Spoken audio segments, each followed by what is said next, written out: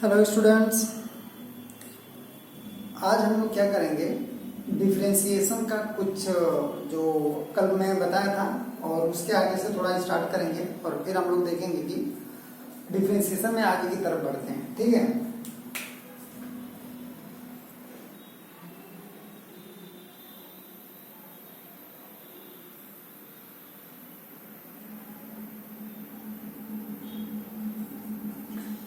Differentiation में हम लोग चेन रूल भी सीखेंगे और जो जनरल जो रूल इस्तेमाल करते हैं सॉल्व करने में, दोनों का इस्तेमाल करके हम लोग इसको सॉल्व करेंगे।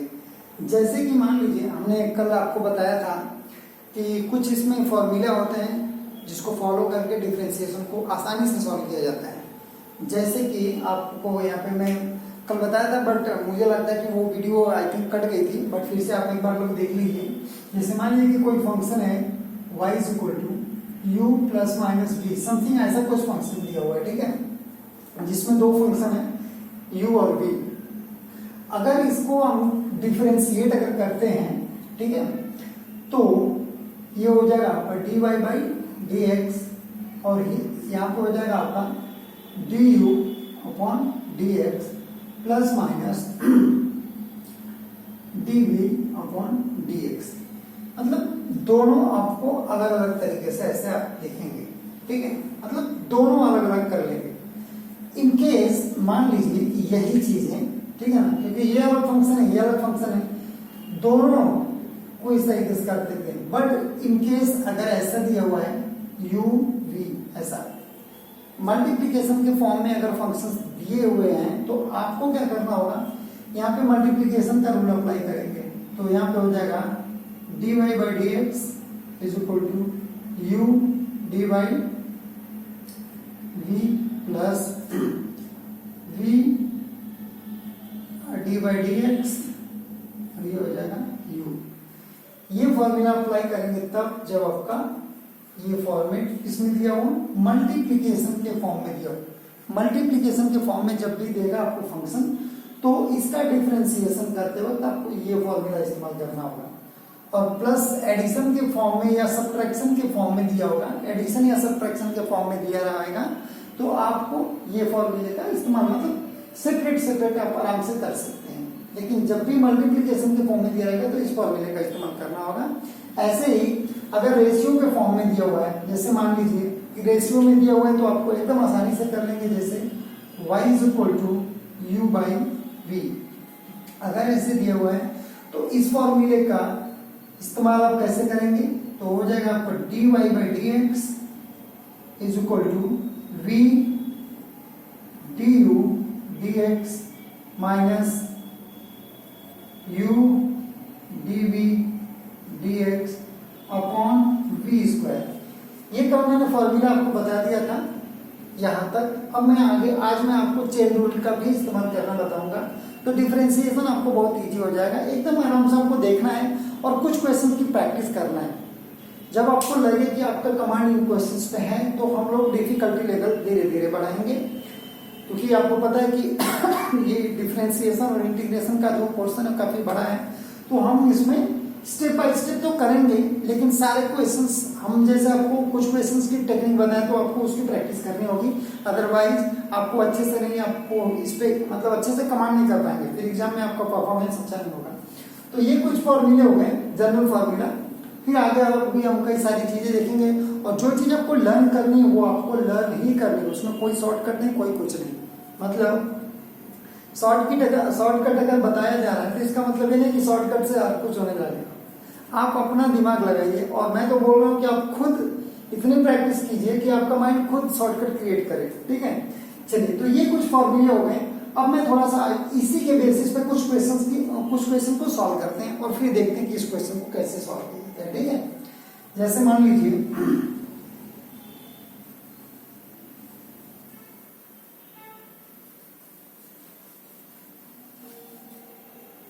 क्वेश्चन देखिए, एकदम इजी है। जैसे मैं आपको बताऊं कि यहाँ पे अगर मैं बोलूं कि y is equal to x square into cos x, ये दे दिया हुआ है, ये फंक्शन है। अब इसको आपको डिफरेंशिएट करना है। ठीक है ना, डिफरेंशिएट द गिवन फंक्शन, ये दे दिया है कि इसको आपको डिफरेंशिएट करना है, आपको कुछ नहीं करना है, बस देखना है कि इसमें ये जो फंक्शन है ये अलजेब्रिक फंक्शन है और ये कौन सा है, ट्रिगोमेट्रिक फंक्शन है। अगर ये इंटीग्रेशन होता तो उसमें एक अलग तरीके से इसको मतलब यू मतलब फर्स्ट फंक्शन और सेकंड फंक्शन किसको हम डिसाइड करें, उसके लिए वहां पे एक फॉर्मूला होता है, ठीक है ना।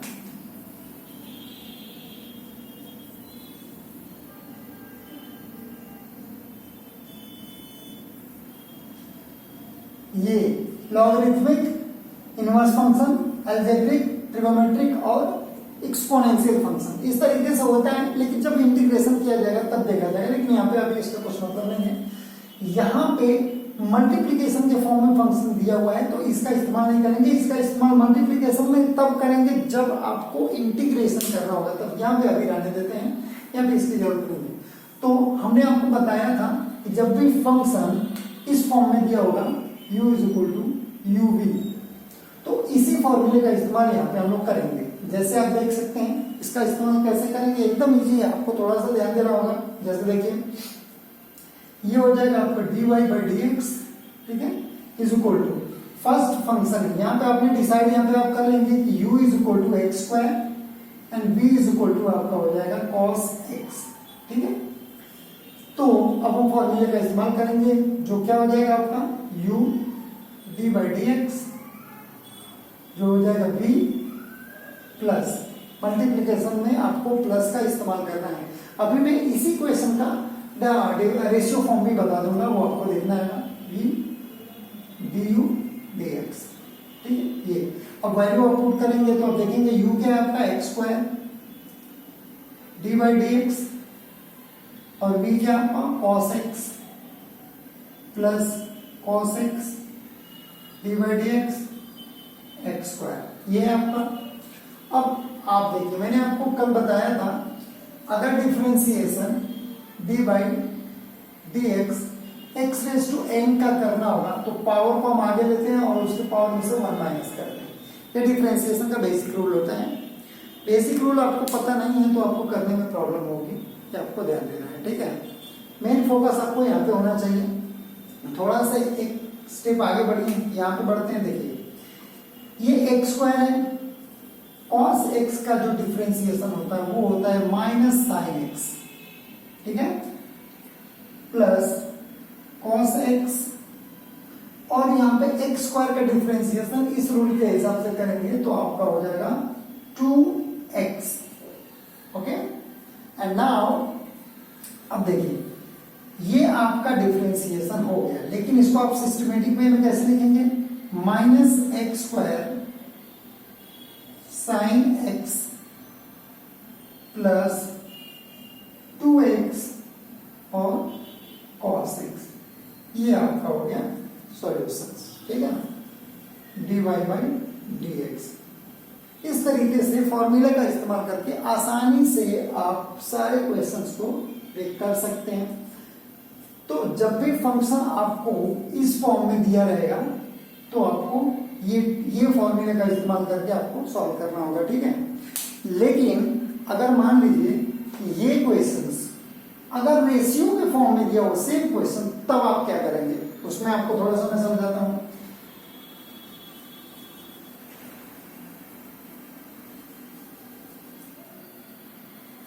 सेम क्वेश्चन को बताता हूं, थोड़ा सा फॉर्मूले, क्योंकि फॉर्मूले को कैसे यूज करना है वो आप एक बार देख लेंगे तो मुझे लगता है कि आपको आसानी से समझ में आ जाएगा।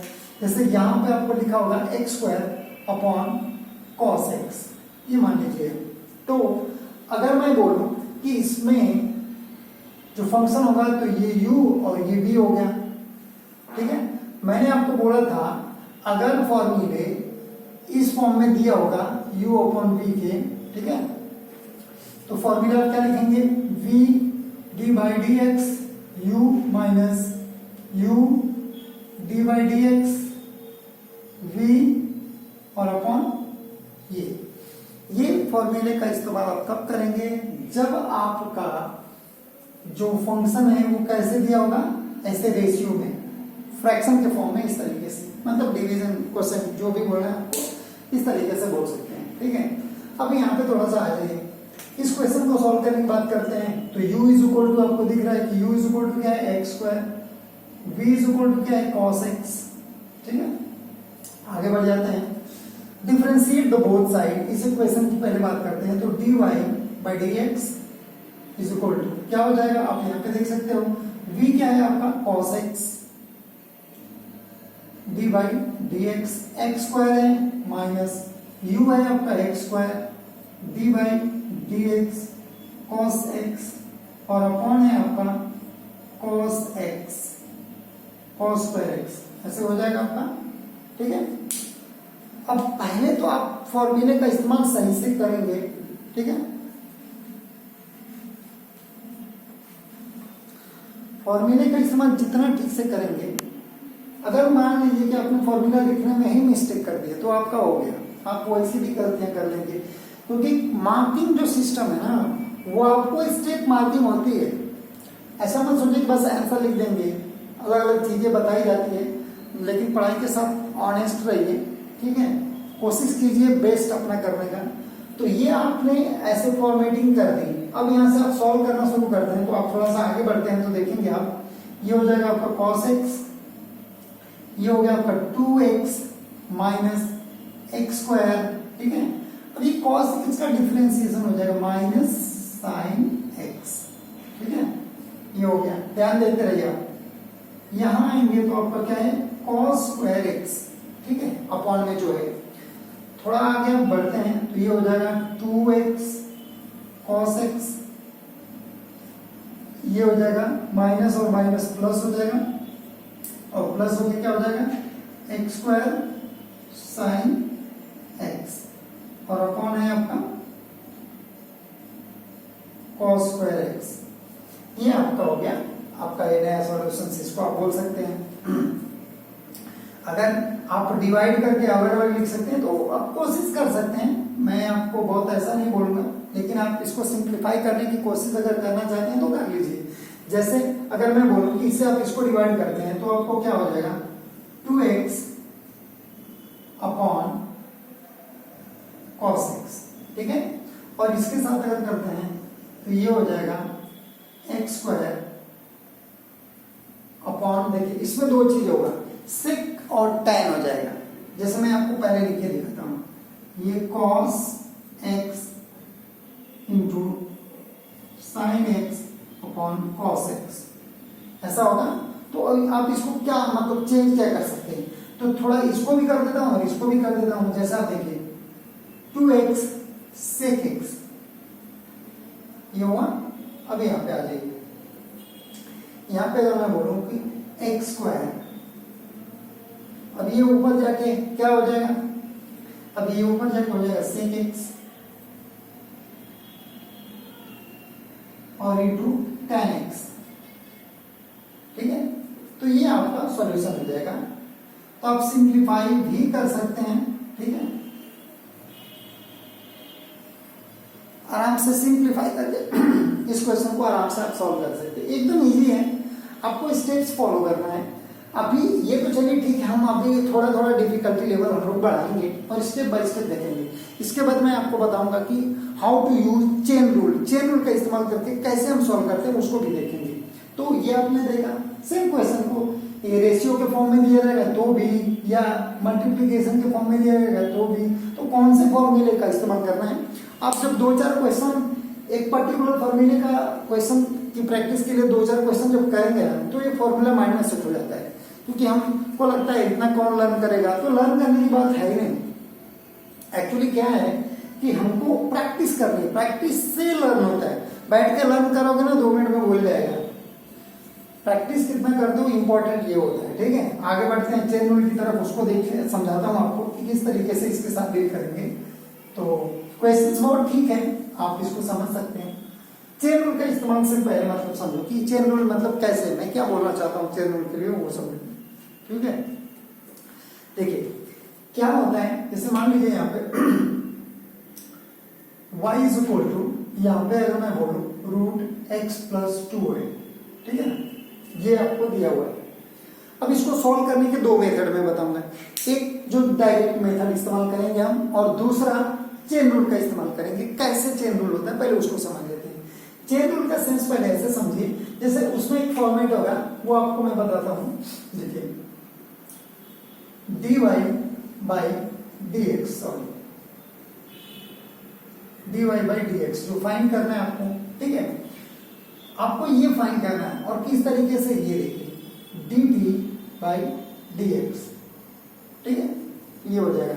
सॉरी सॉरी सॉरी, ऐसा नहीं होगा, आप थोड़ा सा इसको देखिए, is equal to dy by dt into dt by dx, ये करना पड़ता है। अब सोचिए ये चेन रूल का फॉर्मेट है। अगर आपने बेसिक क्रॉस मल्टीप्लिकेशन पढ़े तो आपको पता है कि ये ऐसे कैंसिल आउट करके फाइनली तो इसके इक्वल है, लेकिन इसको अप्लाई कैसे करेंगे, मेन चीज है अप्लाई कैसे करना है, उस चीज को समझ लेते हैं थोड़ा सा। जैसे इस क्वेश्चन को सॉल्व करना है, ये जो है इसको हम इसमें अप्लाई करने की कोशिश करेंगे। जैसे आप देखिए ये है y इज इक्वल टू, अगर ये चीज है, ठीक है ना, आप इस बात को पहले ध्यान दीजिए, तो you can put this x plus 2 is equal to t। x plus 2 को अगर हमने t कंसिडर कर लिया, ध्यान से देखते रहेगा, ठीक है ना, बहुत ज्यादा कंफ्यूज होने की कोई बहुत जरूरत नहीं है, ठीक है ना। अगर ऐसे हैं तो हम किस तरीके से आगे बढ़ रहे हैं वो आप देखिए, क्योंकि अगर ऐसे हैं तो आप डायरेक्ट कर सकते हैं, और मैं आपको चेन रूल बताने की कोशिश कर रहा हूं। तो बस ऐसे देखिए, अगर ये हो गया तो आपको हो जाएगा रूट t, ऐसा हो जाएगा, अफकोर्स होगा ये, ठीक है।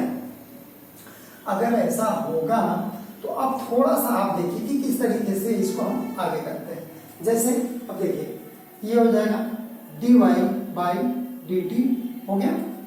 अब यहां पे देखिए ये क्या है, तो ये वैल्यू है आपका t रेज टू हाफ, ठीक है, ये आप जानते हैं t रेज टू हाफ, जिसका डिफरेंशिएशन क्या होता है 1/2 रूट t, ऐसा होगा, ठीक है, क्योंकि रूट t का डिफरेंशिएशन 1/2 रूट t होगा। अब ये मैं पहले बता चुका हूं, लेकिन फिर भी मैं आपको एक बार सॉल्व करके दिखा देता हूं, कंफ्यूजन होना नहीं चाहिए, बट एक बार आप देखिए समझिए। जैसे पावर है, रूल के हिसाब से जनरल फॉर्मूला जो होता है d by d x, x raise to n का n x raise to n minus 1, इसका इस्तेमाल हम यहाँ पे करेंगे। जो क्या हो जाएगा, पावर है 1/2 और t raise to half minus 1 करेंगे तो आपको क्लियरली पता चलेगा कि 2 रेज टू हाफ हो जाएगा, जो 1/2 रेज टू रूट t हो जाएगा ये। तो ये इसका डायरेक्ट यहाँ पे मैं लिख दे रहा हूँ, आप इसकी प्रैक्टिस करके आप इसको समझ सकते हैं। स्पीड में आपको करना होगा, तो आपको बस करने के लिए बता रहा हूँ, बाद में वैल्यू अपलोड कर लेना, मतलब 1/2 रूट t हो गया। ये वाली वैल्यू आप थोड़ा सा ध्यान में रखिए।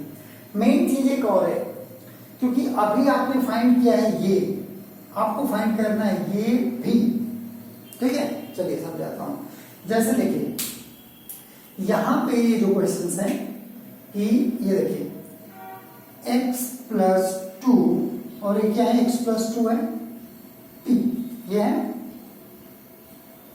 अब x प्लस t है, अब डिफरेंशिएट विथ रिस्पेक्ट टू, आप क्या करेंगे, differentiate with respect to x, यहां के केस में करेंगे differentiate with respect to x। It mean देखिए पहले मैं ऐसे लिख देता हूं कि कंफ्यूजन ना, ये t is equal to x plus 2, ये देखिए अगर ऐसा है तो ये क्या हो जाएगा dt बाई dx होगा, क्योंकि differentiate with respect to t यहां पे लिख देता हूं, differentiate with respect to x, ठीक है ना, differentiate with respect to it, and here यहां पे लिखेंगे differentiate with respect to t यहां पे, और यहां पे लिखेंगे differentiate with respect to x।